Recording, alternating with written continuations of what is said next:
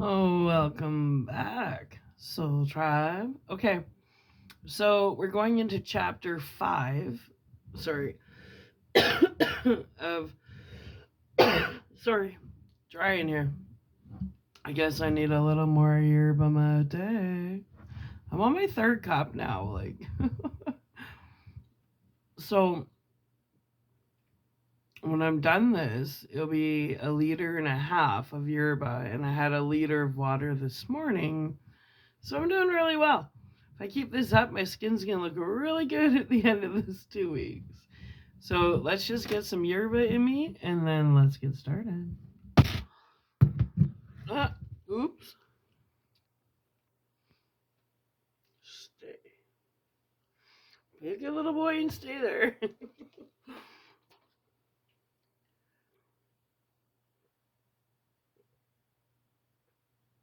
mm, I was. Oh.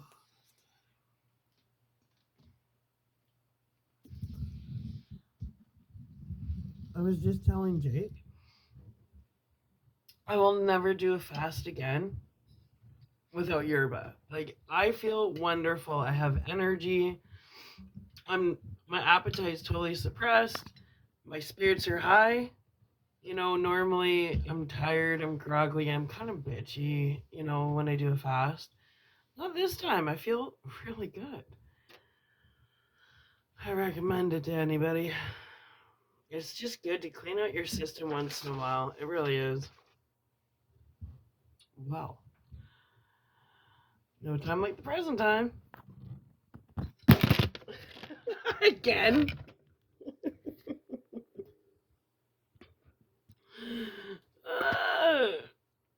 I don't know how much I like this one. This is a new holder, and this is a new holder, and it's a magnetic one, and I don't know. I don't know how I feel about it. It's kind of different. Stay. Sorry for dropping you. That had been hard on the ears. Okay, let's get into it. Where's that? Cleaning out still.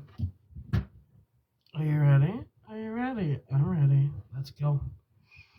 Chapter 5 Preparing and Serving Mate. The person serving mate shouldn't be the one who has the desire, but the one who knows how to serve. And that's by Francisco Scutella? Scutella.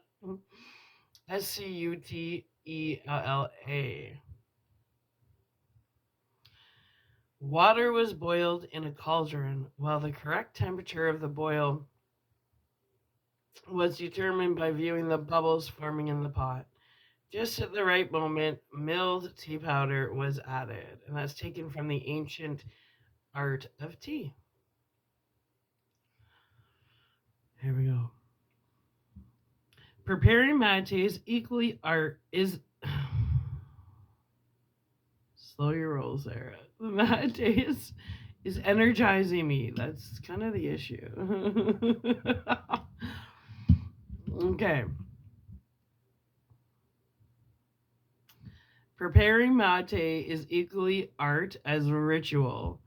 It's the opening of the mate experience, where people gather around the kettle as one prepares the water and others, usually slyly lurking close by, warming, don't boil the water. In Argentina, nearly every time I'm preparing water for a circle, one person gives me this friendly warning to make sure to watch the water. I don't know this word. I'll spell it out. Cuidadoa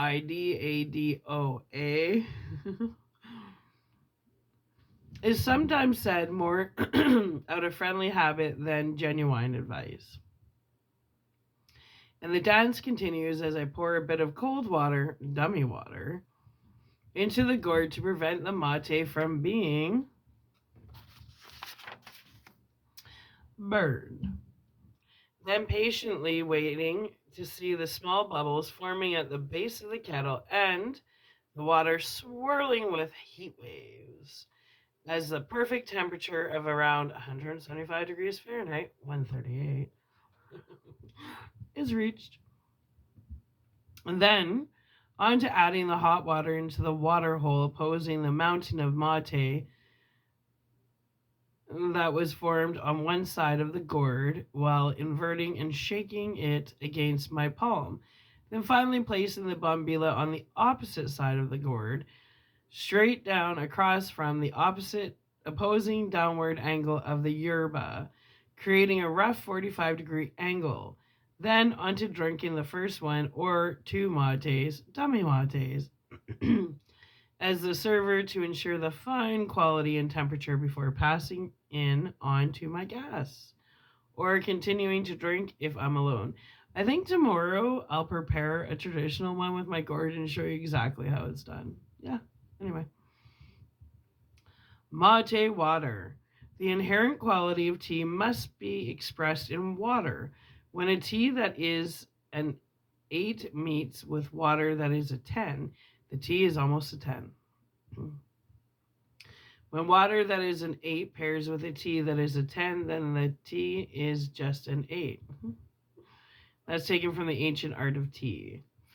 Excellent mate has as much, if not more, to do with the quality of water as the quality of yerba. The water is the current in which the mate's flavor and characteristics and healing properties are expressed. It is the vehicle the mate travels through. I just had the craziest, most awesome thought. Okay. I think what I'm going to do is tomorrow, because it's talking about quality of water, you can actually, with my singing bowls, I can infuse my water with frequencies. So I think what I might do tomorrow, because it's talking about the quality of water, I think I might actually put water in my my singing bowl, the head healing one from, I think it's like Tibet or something. But anyways, I think I might play the water in the bowl and then put it in the kettle, because they talk about quality of water. You're not gonna have better quality of water than water that has frequencies in it. You can try that. Yeah. Anyway, just a thought. The water you use to prepare your mate must be pure and free from chemicals such as chlorine that damage the water's ability to remain intact and pristine. If your water isn't pure, and the healing bowls, the reason why I bought it is because it can purify water too. Well, besides it takes away headaches, but anyway, there's so many benefits to the singing bowls. But just one of them is you can purify water in it. All right, here we go. The water you use to prepare your mate must be pure and free from chemicals such as chlorine that damage the water's ability to remain intact and pristine. If your water isn't pure, such as unfiltered or poor quality bottled water, your mate experience can only go so far. If you were seeking a diamond, would you settle for a pile of hardened dirt? If you want to truly experience the power of mate, don't settle for poor water quality just because you're used to using tap water. The chemicals in the tap have already diminished the water's life force. Dr. Masaru Emoto, known for his groundbreaking work on exploring how crystals form in water, determined by either positive or negative vibrations. Oh my god, I was totally onto something with putting in the singing bowl. I'm totally infusing it with frequencies. Okay. Teaches us that water from poor sources are always compromised and not in alignment with nature.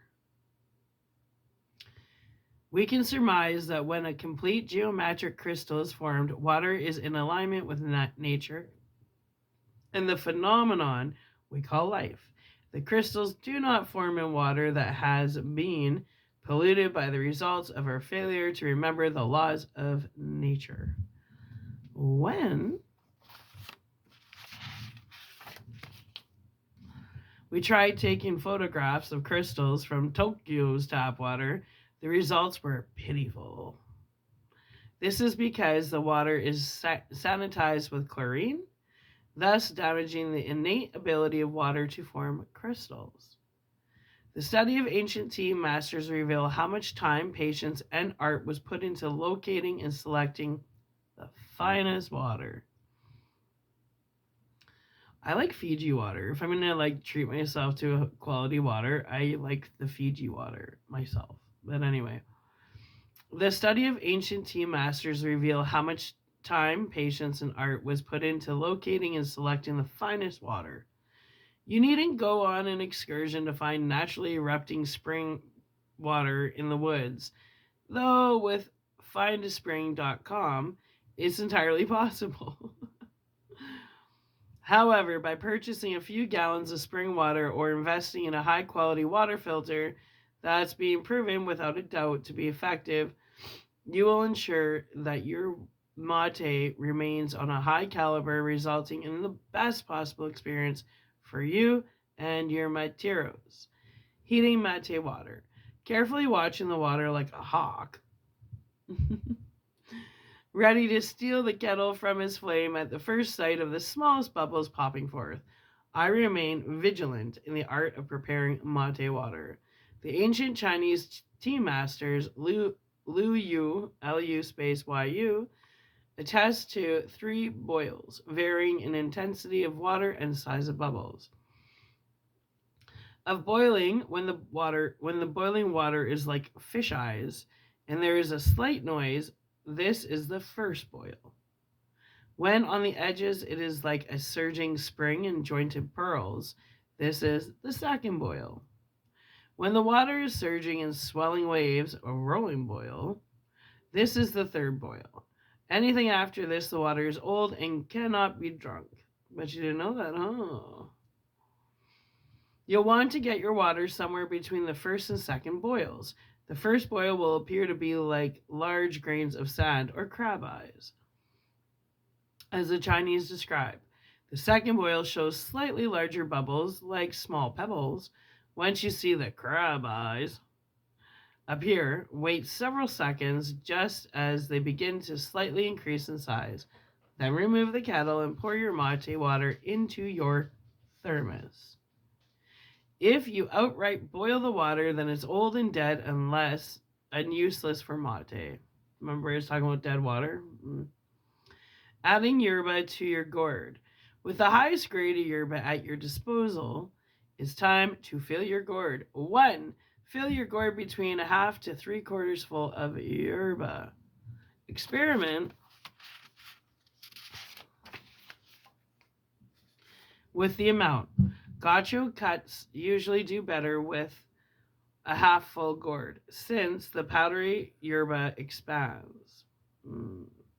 The less viscous Argentine cuts prefer 3/4 capacity. Tongue-tied there. 2.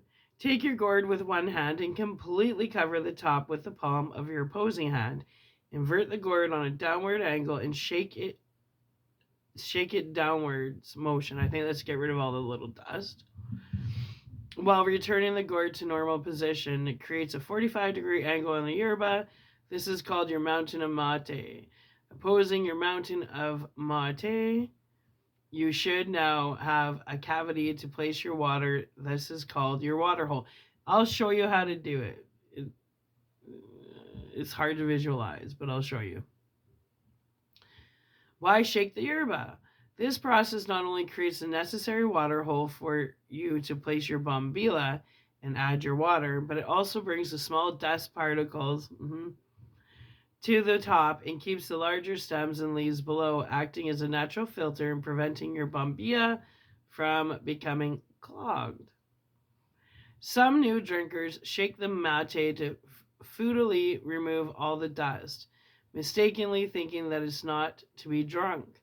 But the dust is an essential ingredient to any good mate, and it's not to be removed, apart from the small amount that's retained on your palm. Now set your gourd aside and gather your dummy water. Dummy water for dummy mates. I think it's like mates, but it's mates. Okay. Choose your environment wisely, people. The term dummy is not stated offensively, but rather satisfying an honor to drink the first two underprepared mates for the sake of the circle.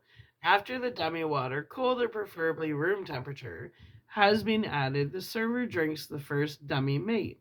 Then he adds a second dummy water for the second dummy mate that he drinks as well, ensuring the quality of the mates to be served, considering heat, taste, bombilla, placement, etc.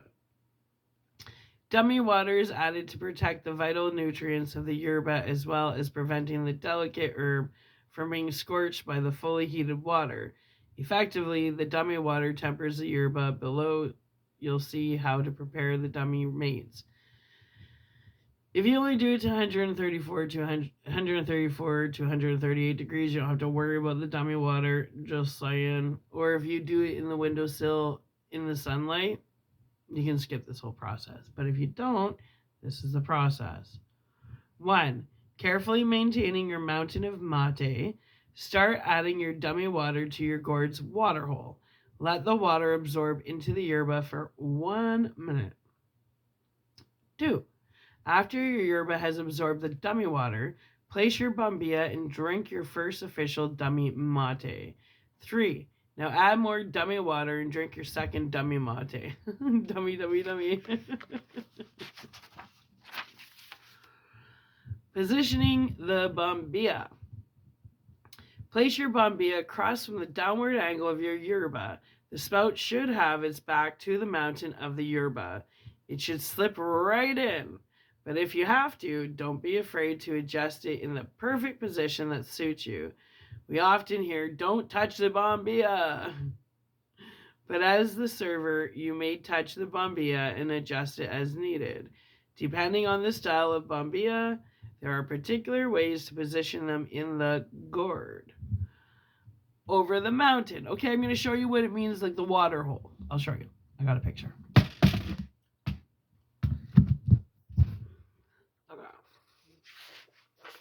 See? So you're going to put it all on a 45-degree angle to the one side, and you make that space. So your yerba is on that side, and then you put your bombilla in, so the spoon goes so it's not out, it's in. Okay? And then that's your water hole, and then you keep filling that. And this can be refilled 20 times before it loses its nutrients, before it's like done. Yeah, you definitely get it's cheap when you think of it that way, but that's how it looks. See? Yeah. Well,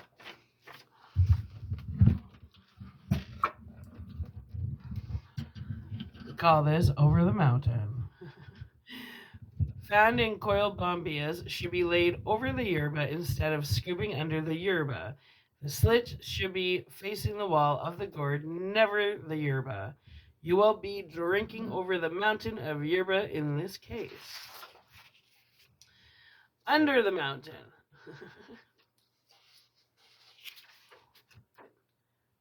As you can see, now the spoon is under the mound. It was opposite of the mountain, and this part is under the mountain, if that makes sense. Okay, under the mountain. If you're using a spoon bombilla, then scoop it under the yerba. You will not be drinking over, but under the mountain. This is usually the case with picks, spoons, and double action bombillas. However, the only bombilla that are scooped under the yerba are ones with a curved filter. Yeah, so not the straight straw, like the spoon type. Yeah. Pick and spoon. It would be near impossible to do it with any other. Right. Absolutely. Testing the mate's quality. Time to test the mate. Being from the States, you may think it's rude not to prepare the mate, then immediately pass it to your guest, as one would do in any normal social setting. But with mate, being rude is actually being polite. As the server of the mate, it's your duty, solemnly sworn to the gods of mate, with your right hand raised to the holy gourd, to drink the first one or two mates and promise to forever ensure the most perfect, pristine, superb mate, lest you die and awake in yerba purgatory.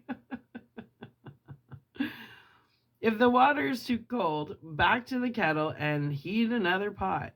If the water is too hot and scalding, you guessed it, back to the kettle for a new batch of water, because that means it's dead water, right?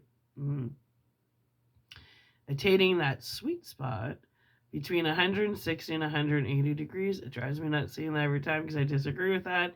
I will correct that in my own terms. I prefer 134 to 138 degrees. Anyway, will become an art in and of itself. Do what you will. And the best way, if you can, is to do it in a windowsill with the energy from the sun. You can't beat the sun energy. Anyway.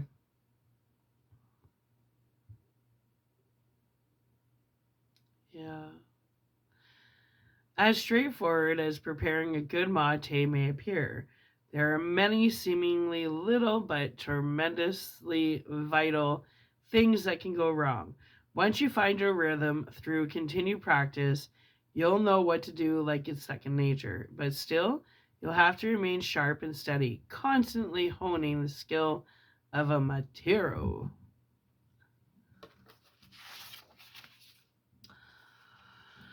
Mate serving etiquette. Generally, only the server is to adjust the bombilla. Like, nobody should be touching the straw thing, the bombilla, except for the server. The master. Why do I keep saying that? I don't know. Something keeps getting in my head, and they're like, I'm your master. Like Bram Stoker's Dracula. Oh, master. I don't know where it's coming from.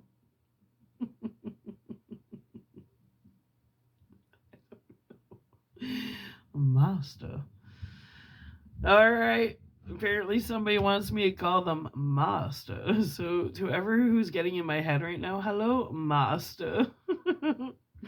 Anyway, mate serving etiquette. Generally, only the servers suggest the bombilla. When the quality of the mate has been thoroughly vetted, then and only then, refill the gourd and pass it to the person to your right. Brace yourself for what you may see next can produce feelings of rage. What? Shock and the sudden urge to pull your eyes out of their sockets. The neophyte drinker may begin to, what the fuck? Stir the bombilla. Oh, I see. If somebody takes a straw and stirs it, oh, they just screwed with the whole art of it all. Now I know what they're talking about. Brace yourself for what you may see next can produce feelings of rage, shock, and the sudden urge to pull your eyes out of their sockets. The neophyte drinker may begin to stir the bombilla as one would stir a cube of sugar and tea. A perfect opportunity to explain yerba mate serving and drinking traditions. Passing the mate. This is your ceremony, so treat it as such.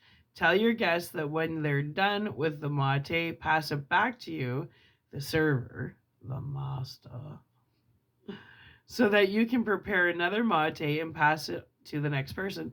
So basically, that's why you can refill it 20 times. So each person slurps the whole thing. And it's because it's half mate. It's not a whole bunch, but it's strong. And then you pass it to the master, and the master will add the hot water to it, and they'll pass it to the next person. That's why they're a host. A hostess with the mostest. All right. The server is always the hinge to the door. Everything opens and closes with her. She prepares the mate, tests the mate, passes it to the guest, receives the finished mate, makes another mate, then passes it on to the next. And when the yerba becomes tasteless or the thermos runs dry, it's again the server's happy duty to prepare more water and add new yerba to the gourd. The server is running the show, but no more or less important than any material in the circle. Changing lavado yerba. When the yerba becomes tasteless, it's considered washed, lavado. It's now time to dump the yerba and prepare a new mate. The best indicators of determining when your mate is washed, besides its becoming tasteless, is when you no longer see white foamy bubbles on the surface, and the yerba appears to be waterlogged. At this stage, all the good stuff has been depleted and your mate is spent. Well, mate serving tricks. Water hole. This is the hole where you add your mate water to the gourd. It's good to maintain some space around your bombilla. It shouldn't be too cemented into the yerba, which will diminish your ability as the server to flex and adjust the bombilla to ensure that it doesn't become clogged or tapado. Keep your water hole clean. As the yerba becomes lavado, your water hole will eventually become a new mountain of mate as you switch the hemispheres of your bombilla. More on that soon. Okay. Mate molding. When drinking gaucho and Paraguayan cuts, mate molding comes in handy. Using a spoon bombilla, you can mold your mountain of mate and secure it firmly against the wall of the gourd. This allows for you to keep your water hole clear and prevents clogging. And most importantly, it keeps your mountain of mate intact for when you need it later. Bombilla hemisphere switching. The bombilla always begins in Argentina, the southern hemisphere. This isn't meant to be taken literally, as either side of the mate is fine to place your bombilla. But let's just call the starting end Argentina. Eventually, your mate will become lavado, and this is when you can pull out your bombilla while carefully preserving the opposing mountain of mate and switch hemispheres by repositioning the bombilla in New York, the northern hemisphere. You'll create a new water hole by firmly pushing the yerba to the opposite wall of the gourd. This, in effect, allows you to get at all the yerba reserves that were preserved in the other hemisphere, prolonging the cycle length of the mate. Flooding the mate. As you learned previously, the mountain of mate maintains. Let's try that again. Flooding the mate.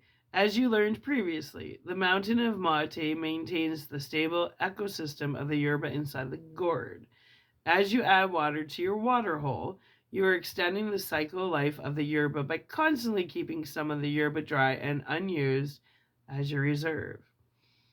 Once you're well into your litter, you can either practice hemisphere switching of the bombilla, or you can flood the mate by indiscriminately pouring water over all the yerba and reincorporating the fresh reserves into the gourd. Argentines are more prone to this sort of flooding, the mate, as I like to call it, than hemisphere switching, which is more typical of Uruguayans with their significantly larger gourds and bombillas.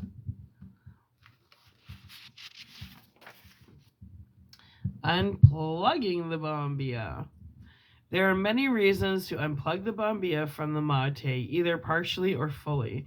The server needs to constantly maintain space around the bombilla while preserving the precious mountain of mate. At times, it'll be necessary to totally remove the bombilla, replacing it in a superior position.